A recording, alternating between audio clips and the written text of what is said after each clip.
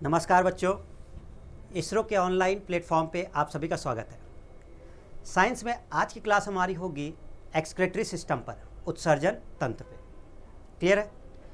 तो चलिए हम लोग स्टार्ट करते हैं, ज़्यादा समय नहीं लेते। और इस चैप्टर में हम लोग इसको दो पार्ट में कवर करेंगे। टोटल क्वेश्चन करीब होंगे आपके 44। ओके, तो फर्स्ट पार्ट हम लोग अभी 22 कवर करेंगे, फिर सेकेंड पार्ट में हम 22 कवर करेंगे। ठीक है, स्टार्ट करते हैं एक्सक्रीटरी सिस्टम। देखिए, सबसे पहले ये समझ लेते हैं कि एक्चुअल में उत्सर्जन तंत्र में क्या चीज़ इंक्लूड हो रही हैं, है ना, एक्सक्रीटरी सिस्टम में। तो वैसे तो एक्सक्रीशन निकालने वाला एक्सक्रीटरी सिस्टम मतलब एक ऐसा तंत्र जो कुछ पदार्थों को बाहर निकालने का काम करता होगा जो बॉडी के लिए सही नहीं है उत्सर्जित करने के। जैसे किडनी है आपका, है ना, तो फिल्टर करके यूरिन के फॉर्म में वो चीज़ें साथ में निकाल देगा। लीवर है जैसे एसेसरी एक्सक्रीटरी ऑर्गन है ना, तो वो यूरिया बनाने का काम करता है। ठीक है। स्वेट ग्लैंड है, पसीने वाली ग्रंथियाँ पसीने के फॉर्म में रिलीज करती हैं। जैसे CO2 निकालने के लिए आपका लंग्स फेफड़े हैं तो CO2 फॉर्म में अलग करते हैं। लेकिन सबसे मेन ऑर्गन जिसका डिस्कशन हम लोग एक्सक्रीटरी सिस्टम में करते हैं बच्चों, वो है किडनी। तो किडनी और नेफ्रॉन्स, क्योंकि नेफ्रॉन्स जो है वो किडनी की यूनिट है, फंक्शनल यूनिट। तो ज़्यादातर क्वेश्चंस इस टॉपिक में उसी के कवर होते हैं। ठीक है, तो चलिए स्टार्ट करते हैं हम लोग इसमें एक्सक्रीटरी सिस्टम में अपना टॉपिक। और आ जाइए, सभी ऐड हो जाइए। और जो लोग नहीं जुड़े हैं उनसे भी आप कोशिश करिए कि जुड़ जाएं, वो लोग भी जुड़ जाएं और अपने दोस्तों को भी शेयर कर दें। ठीक है, आए क्वेश्चन नंबर 1 आपकी स्क्रीन पे सामने है। यूरिया बनने की प्रक्रिया कहाँ होती है, कहाँ बनता है यूरिया बॉडी में, है ना। तो यूरिया बनने की प्रक्रिया किडनी, लीवर, ब्रेन, मसल्स। तो जैसा कि आपका आंसर सही आ रहा होगा, सही आंसर है लीवर। तो बच्चों सही आंसर लीवर है। बनने की प्रक्रिया लीवर में है।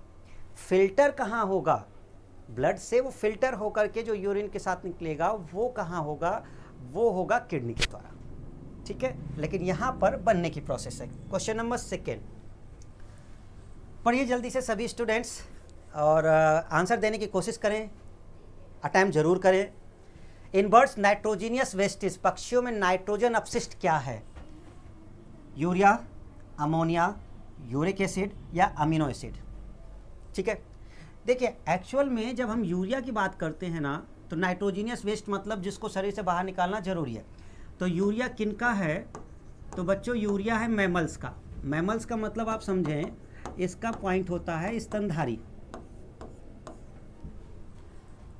तो स्तनधारी या मैमल्स जिसमें हम लोग भी आते हैं, ह्यूमन आते हैं, गाय भैंस ये लोग आते हैं, सारे जो बच्चे देते हैं उनको दूध पिलाते हैं, तो वो उनका एक्सक्रीटरी मटेरियल यूरिया होता है। ठीक है, और ऐसे जीवों को हम लोग क्या बोलते हैं? यूरियोटेलिक बोलते हैं, यूरियोटेलिक। आपको ये भी एक्स्ट्रा पॉइंट याद रखने हैं कि जो यूरिया निकालते हैं एक्सक्रीटरी मटेरियल में मैमल्स हैं और इनको कहा जाता है यूरियोटेलिक। जो अमोनिया निकालते हैं उनको कहा जाता है अमोनोटेलिक, अमोनोटेलिक। और आप अपना ऑप्शन भी सिलेक्ट करते रहे या कमेंट में ज़रूर आंसर दें।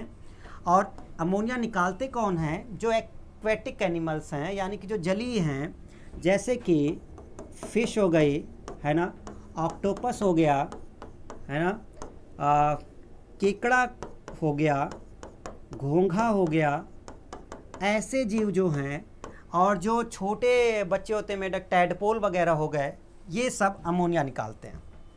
ठीक है, टैडपोल वगैरह भी अमोनिया का ही रिलीज करते हैं।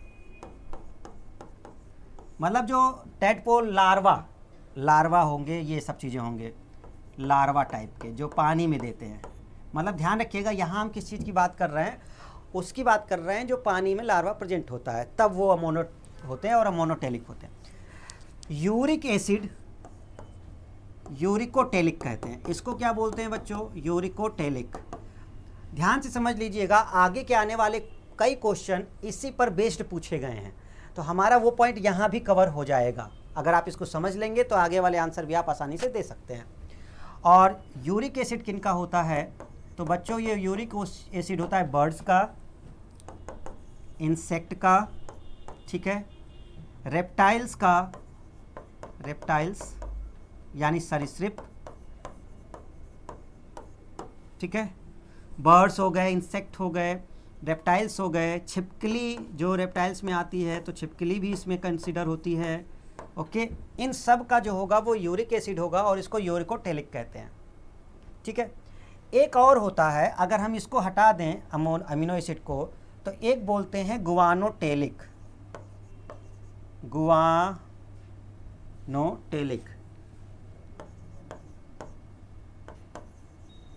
और ध्यान रखना है कि गुआनोटेलिक किसका होता है, तो ये मकड़ी का, इसका जो पदार्थ होता है वो गुआनीन होता है। गुआनीन,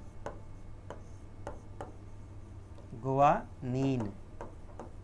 और एग्जाम्पल में कौन है, मकड़ी। देखिए इस क्वेश्चन में समय हमने इसलिए दिया है बच्चों, आप सोच रहे होंगे कि सर एक ही क्वेश्चन में इतना समय, तो ये केवल कॉन्सेप्ट बताना था, इस वजह से इसमें दे दिया। और यकीन मानिए कि इसको कर लीजिए, आपके आगे के करीब 5 से 6 क्वेश्चन आराम से बन जाएंगे। कहीं ना कहीं एग्जामों में घूम फिर के यही क्वेश्चन पूछा गया है। तो बर्ड्स में नाइट्रोजीनियस वेस्ट क्या होगा, बर्ड्स में नाइट्रोजीनियस वेस्ट क्या होगा, तो सही आंसर आपका क्या निकल के आएगा, सही आंसर आपका क्या निकल के आएगा बच्चों। देखिए बर्ड्स की बात हुई है तो बर्ड्स में हमारा निकल के आएगा, जहाँ पे बर्ड्स आ रही होगी, और जहाँ पे बर्ड्स आ रही है तो उसका मतलब है आपका यूरिक एसिड। कौन सा आ रहा है, यूरिक एसिड। तो जल्दी से इसका स्क्रीनशॉट ले लीजिए, चाहे आप इसको रिवाइज कर लीजिए, फिर हम लोग आगे क्वेश्चन पे बढ़ते हैं। करेक्ट आंसर निकल के आ गया आपका, ठीक है, ओके। क्वेश्चन नंबर 3 पे चलते हैं। चलिए आइए सभी, क्वेश्चन नंबर 3 क्या कहता है बच्चों, क्वेश्चन नंबर 3 हमसे क्या बोल रहा है, हम उसको देखते हैं। ठीक है, क्वेश्चन नंबर 3 हमसे क्या बोल रहा है,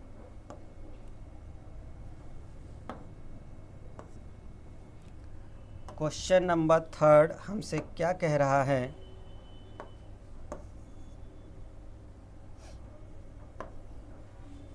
okay, contractile vacuole of amoeba, contractile vacuole of amoeba, contractile vacuole of amoeba किस तरह से काम करता है, कॉन्ट्रेक्टाइल वैक्यूल ऑफ अमीबा किस तरह से काम करता है, मतलब किसके, अमीबा में एक ऑर्गन है जैसे हम लोग बोलते हैं कॉन्ट्रेक्टाइल वैक्यूल। ठीक है, संकुचनशील वैक्यूल, वैक्यूल का मतलब होता है रिक्तिका या रसधानी। ठीक है बच्चों, रिक्तिका या रसधानी। अमीबा जीव है, तो अमीबा में एक वैक्यूल्स है जिसको बोलते हैं कॉन्ट्रेक्टाइल, संकुचनशील। क्या ये स्प्लीन के इक्विवेलेंट है हमारे शरीर में, स्प्लीन का मतलब क्या होता है बच्चों, प्लीहा। ठीक है, और किडनी मतलब गुर्दा,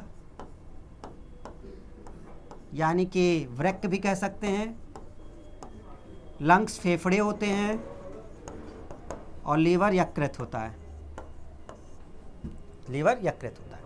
अब आपसे क्वेश्चन कह रहा है कि किसके, तो पहला फंक्शन समझिए कि कॉन्ट्रेक्टाइल वैक्यूल ऑफ अमीबा क्या करता है, एक्सेस वाटर को बाहर निकालना, एक्सेस वाटर को बाहर निकालना, एक्सेस वाटर को बाहर निकालना, ये इसका मेन काम है। जो ज़्यादा पानी अगर इसके अंदर हो जाता है, जो लिमिट से ऊपर जा रहा है, तो उसको बाहर निकालने का काम होता है। तो हमारे शरीर में ये काम कौन करता है, तो सही आंसर आप जानते होंगे कि इसका आंसर निकल के आएगा किडनी। क्या आएगा बच्चों, किडनी। ठीक है, तो क्लियर हो गया होगा सबको, कॉन्ट्रेक्टाइल वैक्यूल ऑफ अमीबा, है ना। आगे बढ़ जाएं क्वेश्चन पे, क्वेश्चन नंबर 4। चलिए आपकी स्क्रीन पे के सामने है क्वेश्चन नंबर 4, जल्दी से अटेम्प्ट करें। किडनी का प्राइमरी फंक्शन क्या है, किडनी क्या काम करती है, एक्सक्रीशन, उत्सर्जन, बिल्कुल सही है। जो नाइट्रोजीनियस वेस्ट वगैरह हैं उनको बाहर निकालना, है ना, यूरिया, यूरिक एसिड, है ना, ये सब चीज़ों को। ऑस्मो रेगुलेशन, परासरण नियमन, यस। सॉल्ट बैलेंस रखना, इसका मतलब क्या होता है, मिनरल्स का बैलेंस रखना, मिनरल को बैलेंस रखना, मिनरल को बैलेंस रखना, है ना। एक प्रकार से आप समझ सकते हैं सॉल्ट, आयन वगैरह को बैलेंस रखना, मतलब कुछ ऐसा ना हो कि बहुत ज़्यादा पानी निकल जाए तो उसके साथ सॉल्ट भी निकल जाए, है ना, मतलब जो मेन आयन होते हैं ज़रूरी हैं जैसे सोडियम वगैरह, तो फिर बहुत प्रॉब्लम आएगी ना, डिहाइड्रेशन की कंडीशंस वगैरह आ जाती हैं। और फिर रिमूव एक्सेस ऑफ वाटर, ये तो अभी अभी देखा हमने, अमीबा का जो कॉन्ट्रेक्टाइल वैक्यूल है वो ठीक किडनी की तरह काम करता है, तो उत्सर्जन तो है ही, ऑस्मो रेगुलेशन भी है और रिमूव एक्सेस ऑफ वाटर भी है। तो सही आंसर निकल के आया ऑल। तो जिन बच्चों ने डी ऑप्शन दिया था वो एकदम सही हैं और अच्छी तैयारी आपकी चल रही है। ठीक है, क्वेश्चन नंबर 5 पे आ जाते हैं। पढ़िए, बहुत ही अच्छे क्वेश्चंस हैं आपके। एक हेल्दी व्यक्ति में डेली किडनी द्वारा कितना ब्लड फिल्टर होता है? देखिए, एक हेल्दी व्यक्ति में डेली किडनी कितना ब्लड फिल्टर करती होगी? 28, 18, 180 और 9 लीटर। यस, क्या होना चाहिए सभी लोग? 180 लीटर। करेक्ट आंसर क्या निकल के आता है? 180 लीटर।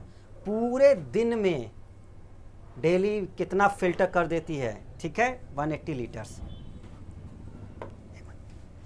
आइए क्वेश्चन नंबर नेक्स्ट देखते हैं बच्चों। क्वेश्चन नंबर 6, यदि एक व्यक्ति द्वारा उत्सर्जित यूरिन में ग्लूकोज की मात्रा हो तो कंडीशन को क्या कहते हैं? इफ द यूरिन, कह रहे हैं कि एक वयस्क व्यक्ति है जिसके यूरिन में ग्लूकोज की मात्रा बढ़ गई है, ग्लूकोज की मात्रा ज़्यादा हो गई है, तो हम क्या बोलेंगे उसके? उसमें क्या कंडीशन है? गैलेक्टोरिया बोलेंगे, डायबिटीज मेलाइटस बोलेंगे, या डायबिटीज इंसिपिडस बोलेंगे, या ग्लूकोमा? देखिए, ये एक कंडीशन होती है जो डायबिटीज़ मेलाइटस की होती है, मतलब एक मधुमेह की बीमारी है, उसकी कंडीशन होती है ग्लूकोज बढ़ जाना। ये कब राइज होता है स्टूडेंट्स? इंसुलिन की जब शरीर में कमी हो जाती है तब। इंसुलिन क्या करता है? ब्लड में मौजूद ग्लूकोज को कोशिकाओं को देने का काम करता है कि वो उसको ग्रहण करें। लेकिन जब इंसुलिन कम हो जाती है तो वो ब्लड में जो ग्लूकोज है वो कोशिकाओं को नहीं जाता, वो ब्लड में पड़ा रहता है, तो मात्रा ज़्यादा हो जाती है। ठीक है ना, फिर वही जब वो आगे बढ़ करके फिल्टर होकर के आगे बढ़ता है फिल्ट्रेशन वाले पॉइंट पर, तो उसमें ग्लूकोज की मात्रा रहती है यूरिन के साथ, तो हम लोग उसको एक डायबिटीज़ मेलाइटस की कंडीशन बोल देंगे। ये क्या होता है? डायबिटीज़ इंसिपिडस, अगर ये कन्फ्यूजन में आ रहा है तो आप समझ जाइए कि एक हार्मोन होता है जिसे एडीएच कहते हैं या फिर वैसोप्रेसिन के नाम से जाना जाता है। इसकी कमी होने पर, इसकी कमी से, अगर ये कमी से हो जाए, ठीक है, कम हो जाए, तो फिर कंडीशन हो जाती है डायबिटीज़ इंसिपिडस। ओके, चलिए क्वेश्चन नंबर आते हैं 7 पे। क्वेश्चन नंबर 7, क्या क्वेश्चन है? क्वेश्चन कहता है निम्न में से किसमें ग्लूकोज की सांद्रता हाईएस्ट होती है? असल में आप ध्यान दीजिएगा, इसके कुछ पॉइंट्स आपको हम बता देते हैं स्टूडेंट्स। ग्लूकोज की सांद्रता कहाँ पे हाईएस्ट होगी? आप ऑप्शन देखिए जरा, ग्लोमेरुलस लिखा हुआ है ना, ग्लोमेरुलस केशिका गुच्छ। दूसरा बोमन्स कैप्सूल लिखा हुआ है, बोमन संपुट बोलते हैं इसे, प्रॉक्सिमल कन्वोल्यूटेड ट्यूबुल्स बोलते हैं पीसीटी, और कलेक्टिंग डक्ट बोलते हैं या कनेक्टिंग ट्यूबुल बोलते हैं। एक्चुअल में ये सारे के सारे पार्ट नेफ्रॉन के हैं, पार्ट ऑफ नेफ्रॉन। अच्छा, नेफ्रॉन क्या चीज़ है? Nephron is the functional unit of kidney. ये किडनी की कार्यात्मक इकाई है जो फिल्टर करती है, और इस किडनी में के जो नेफ्रॉन्स हैं यहीं पर आपका ग्लोमेरुलस होता है ना, ग्लोमेरुलस जो लिखा हुआ है, इसी में आपका बोमन्स कैप्सूल होता है, बोमन्स कैप्सूल इसका पार्ट है। ठीक है, इसमें पीसीटी होता है, प्रॉक्सिमल कन्वोल्यूटेड ट्यूबुल्स होता है ना, डिस्टल कन्वोल्यूटेड ट्यूबुल्स होता है, ये सारी चीज़ें, ये सब इसके पार्ट होते हैं नेफ्रॉन फिल्टर करने। और फिल्ट्रेशन कहाँ से पहले होता है? ग्लोमेरुलस से होता है। ठीक है, एक कप लाइक स्ट्रक्चर समझ लेते हैं, ये कुछ इस तरह से है ना, ये इस तरह से कुछ आपका स्ट्रक्चर होता है।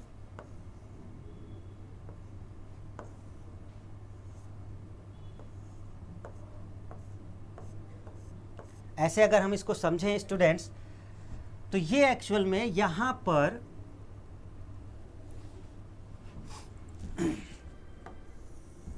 देखिएगा सभी, यहाँ पर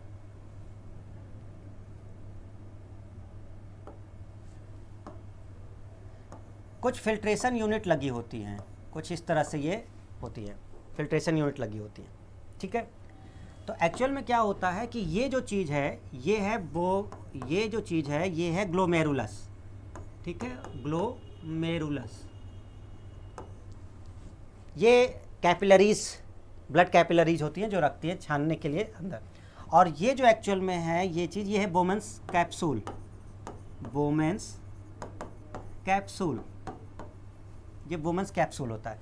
ये पीसीटी होता है, पीसीटी प्रॉक्सिमल कन्वोल्यूटेड ट्यूबुल्स, और फिर डीसीटी होता है, ये कलेक्टिंग डक्ट होता है, ये चीज़ कलेक्टिंग डक्ट होती है।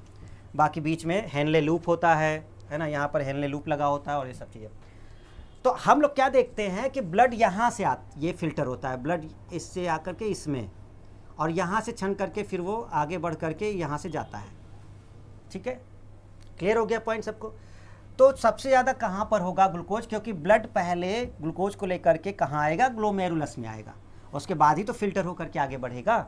ठीक है, सही आंसर निकल के आता है ग्लोमेरुलस, केस का गुच्छ। जैसे छन्नी समझ सकते हो, हम लोग घरों में छन्नी का यूज करते हैं ना, ये उस तरह से होता है। ठीक है, किडनी कौन सा कार्य नहीं करती? देखिए बहुत ही आसान क्वेश्चन है, ये आप आंसर दे सकते हैं। किडनी कौन सा कार्य नहीं करती? Regulation of blood pressure, filtration of blood, regulation of ions concentration, secretion of amino. देखिए एंटीबायोटिक्स निकालने का काम इसका नहीं होता, ये हमारे इम्यून सिस्टम वगैरह का पार्ट होता है। तो ये वाला पॉइंट सही है, बाकी सारे पॉइंट्स किडनी करती है। रक्त का शुद्धिकरण, ब्लड प्रेशर को नियंत्रित और आयंस कंसंट्रेशन को बनाए रखना। चलिए क्वेश्चन नंबर नेक्स्ट है 9। यूरिक एसिड किसका मुख्य पदार्थ है? थोड़ी देर पहले अगर आपको याद होगा तो हमने ये चीज़ बता रखी है स्टूडेंट्स, इससे पहले ये क्वेश्चन आया था और हमने अच्छे से इसको क्लियर किया था। इंसेक्ट, बर्ड्स, रेप्टाइल्स, इन सभी का आंसर है, लेकिन ह्यूमन नहीं है, क्योंकि ह्यूमन का क्या है, यूरिया है। ठीक है, तो सही आंसर आएगा ए, बी और सी। ये चीज़ हमने शुरुआत में ही सेकंड क्वेश्चन या थर्ड क्वेश्चन में ये चीज़ क्लियर कर दी थी बहुत अच्छे से, तो आप लोग उसको देख लीजिएगा। Question number 10, podocyte cell is found in. Podocyte कोशिका कहाँ होती है? सही आंसर है बोमेंस कैप्सूल।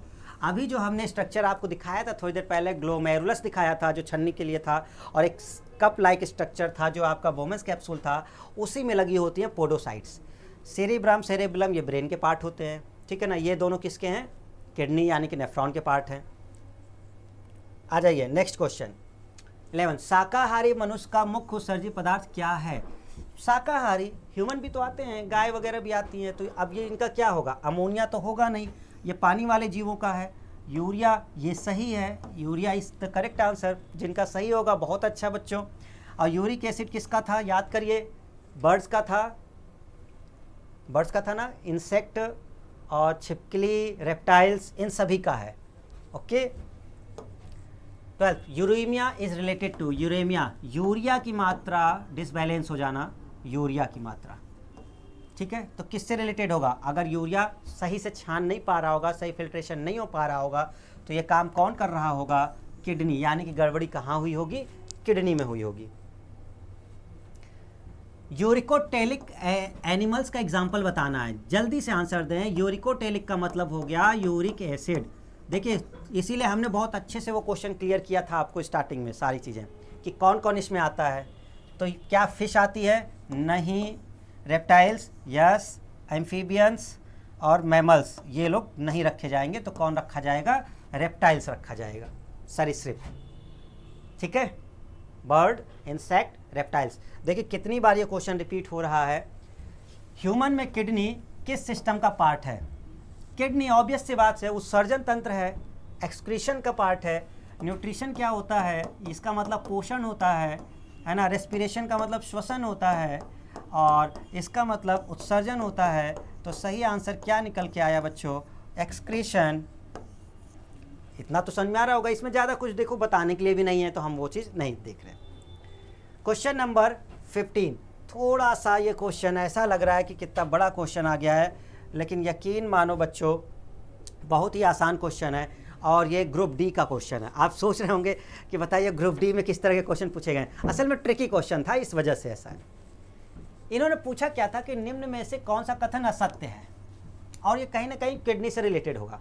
जरा पहला देखें, प्रत्येक वृक्क यानी कि किडनी में बड़ी संख्या में न्यूरॉन नहीं, नेफ्रॉन। क्या होते हैं बच्चों? नेफ्रॉन्स। हो गई गड़बड़ी। नेफ्रॉन निस्यंदन इकाइयाँ मौजूद होती हैं जो एक साथ जुड़ती है। न्यूरॉन नहीं होता, नेफ्रॉन होता है। तो न्यूरॉन्स होते हैं ब्रेन में, है ना। और ये ऑप्शन में क्या लिख रहा है? किडनी। तो वैसे तो हमें आगे बढ़ने की ज़रूरत ही नहीं है ना, क्योंकि एक ही ऑप्शन है, बहुत तो दिया नहीं है और कह रहा है असद। तो मतलब सही आंसर तो यही हो गया कि ये बात गलत है, क्योंकि न्यूरॉन नहीं होते, नेफ्रॉन्स होते हैं। यहाँ नेफ्रॉन होना चाहिए। फिर भी आप पढ़ लीजिए कि मानव उत्सर्जन तंत्र में एक वृक्क युग्म होता है, जस 2 किडनी मतलब होती हैं, एक मूत्रवाहिनी होती है, ठीक है, युग्म, और एक मूत्राशय होता है, एक मूत्रमार्ग होता है। ये हमारे एक्सक्रीटरी सिस्टम में पार्ट है। A pair of kidney, ureter, bladder और यूरेथ्रा। तो ये तो मूत्र मार्ग हो गया, ये ब्लैडर जहाँ पे इकट्ठा होता है यूरिन, है ना, ये चीज़ें मूत्र नली होती है, ये चीज़ें। तो ये सही है बात। स्वस्थ व्यक्ति के वृक्कों में आरंभ में निश्चल 180 लीटर, ये थोड़ी देर पहले क्वेश्चन आ चुका है। पर डे में 180 लीटर होता है फिल्टर। और उधर में रीढ़ की हड्डी के दोनों तरफ एक एक स्थिति होते हैं, 2 किडनी है, एक एक हैं दोनों उधर, ठीक है। तो सही आंसर निकल। तो देखिए ग्रुप डी या एनटीपीसी के क्वेश्चंस थोड़े से देखने में बड़े होंगे, स्टेटमेंट ज़्यादा होंगे, लेकिन वो ट्रिकी होंगे। वो बस एक कुछ शब्दों को पकड़ना होता है, इसका ध्यान रखेंगे आप लोग, ठीक है। आगे बढ़ जाते हैं। Question number 16, maximum amount of water from glomerular filtrate is reabsorbed in, ठीक है। देखिए थोड़ी देर पहले अगर हम वो फिर से बना के दिखाएं आपको, ये चीज़ जो थी, ठीक है ना,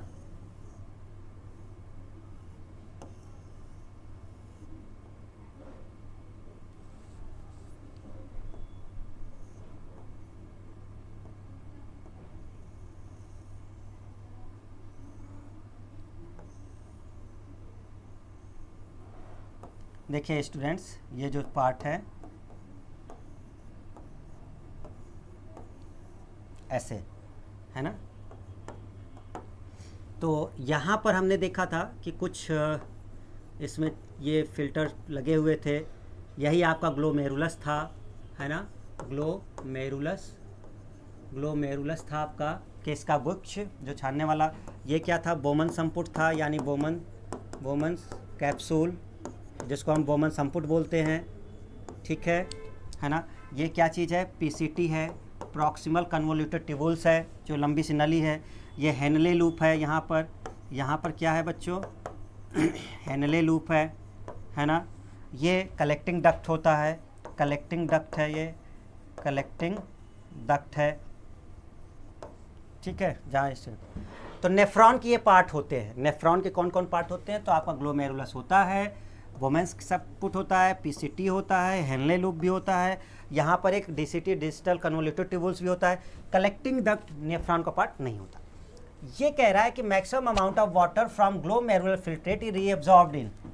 जब ये छानेगा ना, ग्लोमेरुलस से जब छन करके यहाँ पे पहुँचेगा कोई चीज़, यहाँ पर छन करके आएगा और यहाँ पर, तो उसमें वो कह रहा है पानी तो ब्लड ही तो फिल्टर हो रहा है, तो वाटर जब ये आगे बढ़ेगा तो यहाँ से ये किस में जाएगा आपका? ये बोमन संपुट। अब बोमन संपुट से होते हुए पीसीटी वगैरह में। तो जितनी लंबी नली होगी, ये पीसीटी जितनी लंबी होगी उतना फ़ायदा होगा एब्जॉर्प्शन में। मतलब लंबी नली में स्पेस मिल जाएगा, टाइम मिल जाएगा उसको एब्जॉर्ब करने में। तो सही आंसर क्या निकल के आता है कि प्रॉक्सिमल कन्वोल्यूटेड ट्यूबुल्स, ये जो नली है ना, इसी में ज़्यादा मात्रा में एब्जॉर्ब होता है वाटर, ठीक है। और ध्यान रखिएगा, जितनी ज़्यादा लंबी नली होगी उतना बेटर फ़ायदा होगा, उतना ज़्यादा फ़ायदा होगा, टाइम और स्पेस मिल जाता है, ठीक है। हेनले लूप क्या करता है? ये भी एब्जॉर्प्शन करता है, वाटर का एब्जॉर्प्शन यहाँ भी होता है, रीअब्जॉर्ब करता है। जो आगे बच जाता है तो हेनले लूप उसको एब्जॉर्ब कर लेता है।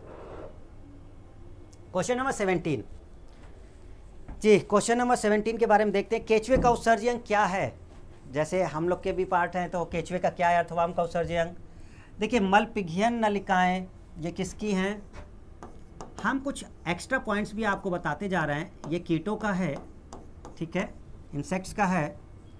नेफ्रीडिया, ये सही आंसर होगा इस बच्चों जिन्होंने आंसर दे दिया है, बहुत बढ़िया, बधाई है आपको। और फ्लेम सेल किसका होता है? फीता कृमि का, फीता कृमि, टेप वॉर्म, इसको भी आपको ध्यान रखना है बच्चों, ठीक है। टेप वॉर्म, तो फीता कृमि का होता है आपका फ्लेम सेल, ठीक है, फ्लेम सेल। तो सही आंसर क्या निकल के आया केचुए का? नेफ्रीडिया। क्वेश्चन नंबर 18, किडनी के किस पार्ट में यूरिया की सांद्रता सबसे कम होती है? यूरिया सबसे कम कहाँ होता है?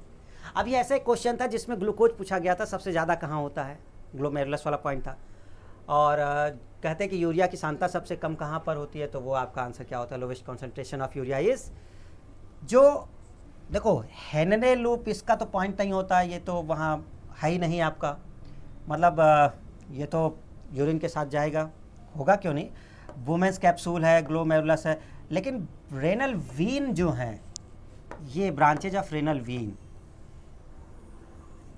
ये आंसर होता है जहां पर यूरिया की मात्रा नहीं होती, लोएस्ट कॉन्सेंट्रेशन। क्वेश्चन नंबर 19, उत्सर्जन में क्या दूर क्या था? अब बात ये आती है कि किडनी जो फिल्टर कर रही है ना, या कोई भी जो ऐसा ऑर्गन जो एक्सक्रीशन करता होगा कोई चीज़, विषय एक्सक्रीशन मतलब विषैले तत्व, जो पॉइजनस सब्सटेंसेस होते हैं, तो क्या है ये? क्या CO2 है? हाँ, उत्सर्जी पदार्थ है। क्यों? क्योंकि लंग्स इसको एक्सचेंज करके O2 CO2 को बाहर कर देती है। नाइट्रोजीनियस वेस्ट, ये तो आपका देखने को आता है, जो किडनी का नेफ्रॉन फिल्टर करता है। मेटाबॉलिक वेस्टेज, बिल्कुल। तो सही आंसर क्या निकल के आता है? All of these, all of these. Question number 20, कौन सा ऐसा पार्ट है जो अमोनिया को कन्वर्ट कर देता है यूरिया में? ऐसा क्वेश्चन तो एक जगह और आया था, स्टार्टिंग का पहला क्वेश्चन, यूरिया कहाँ बनती है, किस प्रक्रिया कहाँ होती है? आंसर क्या था? किडनी या लीवर? सही आंसर था लीवर, बिल्कुल सही, सही आंसर था लीवर। क्लियर है सभी को?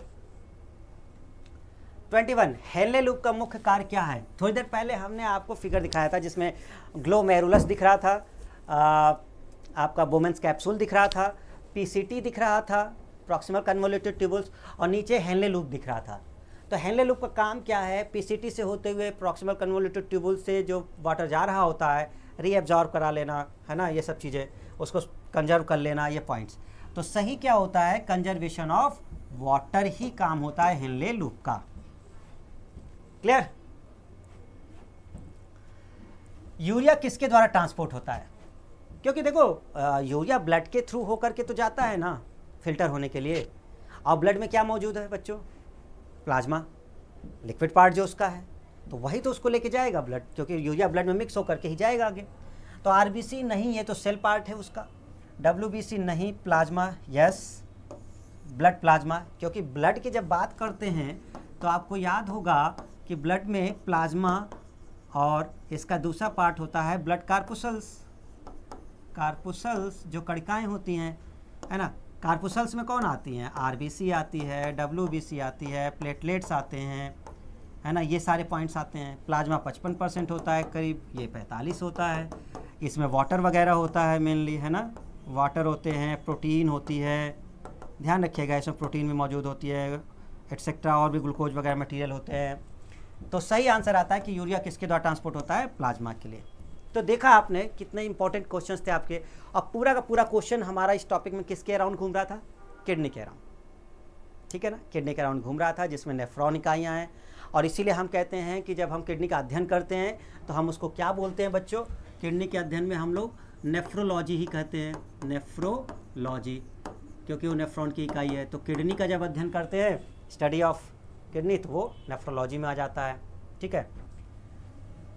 लीवर का उत्सर्जी पदार्थ क्या है बच्चों? लीवर का उत्सर्जी पदार्थ क्या है? यूरिया जो अलग करता है वो, है ना। और लंग्स, फेफड़े में कौन है? CO2 को अलग कर देता है ना। स्वेट ग्लैंड, पसीने वाली ग्रंथियाँ, स्वेट ग्लैंड का कौन है? पसीना है, यानी कि स्वेट है, ठीक है ना, पसीना हो गया, ओके, ठीक है। और बाकी किडनी में आप तो जानते ही हैं, कई सारे मटेरियल हैं आपके, जो अभी बता दिया, नाइट्रोजीनियस जो वेस्ट होते हैं, यूरिया, यूरिक एसिड, ये सारी चीज़ें निकल जाती हैं बाहर। चलिए, तो आज के लिए इतना ही रखते हैं बच्चों, ठीक है।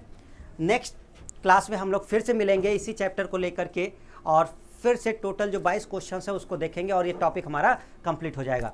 तो हमारे साथ रेगुलर बने रहिए, ठीक है, चलिए आज के लिए यहीं तक ख़त्म करते हैं। अपना ख्याल रखें, सभी लोग पढ़ाई करते रहें। थैंक यू एवरीवन, जय हिंद।